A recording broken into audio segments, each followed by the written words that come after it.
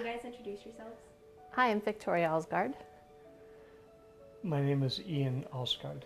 Okay. What is your personal stories with cancer? How much time do you have?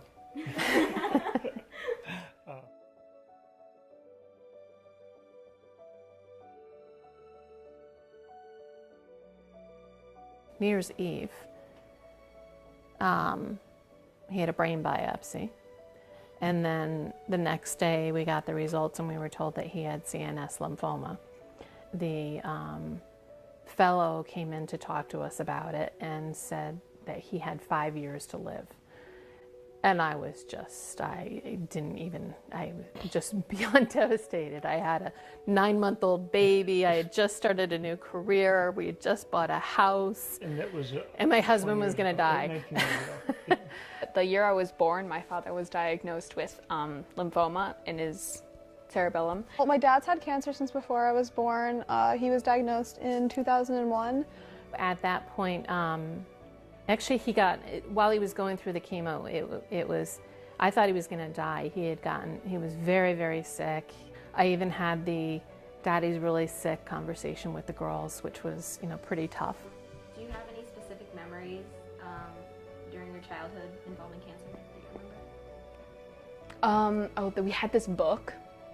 It was like the chemo book, and it represented like chemo as a shark, and it embodied cancer as a shark, chemo as a shark that would eat the cancer cells but also other cells, which is why you lose your hair.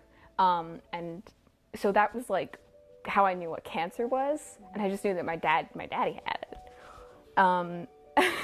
Very, very difficult. And also why you're trying to provide your kids with a normal life, which is, the hardest thing, So 3 years ago, in 2016, May of 2016, I was diagnosed with breast cancer, and which was shocking. I was just kind of, what? My mom also got cancer in 2016, which that hit a lot harder because it was always my dad had cancer, never both of my parents have cancer. So I was juggling, a 2.5-year-old and a 5-year-old, and my husband going into the hospital how many weeks? Every 2 weeks or every 3 weeks for a week at a pop.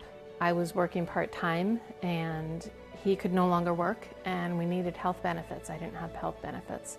And there was no full-time job in the hospital I was working at in Michigan, and we were scared. I think we were really scared because we thought we had beaten this thing and it came back. Then at that point they told us he had 12 to 18 months. So we packed everything up. I got a job, a full-time job at Yale New Haven Hospital. Thank God, thank you, Yale. And and we came back here to Connecticut. But I think that's how we've handled everything. We've handled it all with humor. It is what it is. And very much so. I mean, it is what it is. And my mantra is, how much does it really matter? I don't get worked up about stuff. Today my house is an absolute disaster. You know what? Oh well. Life is too short to really, really stress yourself about things that just don't matter in the long run. And I think that's the biggest thing that this whole cancer thing has taught me, and I think you as well. That what really matters in life, and that's us and the girls, and just trying to be happy, focusing on being happy. Well, in my case, it's not that much different from a regular family, really, because it's just my father is a little bit slower. Well, I think a lot of people equate it with, suffering and, and death, and, and it isn't necessarily that. A very difficult decision to go ahead and have a second child, even though, we were really sure what the whole future was going to hold. We spoke with his oncologist about it, and she was like, you know what, you got to live your life. Just live your life.